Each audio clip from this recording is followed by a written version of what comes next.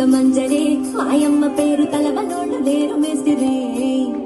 కళాకారుల ఫ్యామిలీ మరి ఏ గచ్చ గడితే నిద్రపోదు నిండు రాత్రి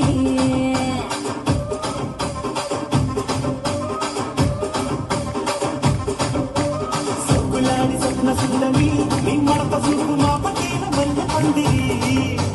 రచ్చరాజుకుంది ఊపిరి నీ వంక చూస్తే గుండెలోన తీర తిరిగిరి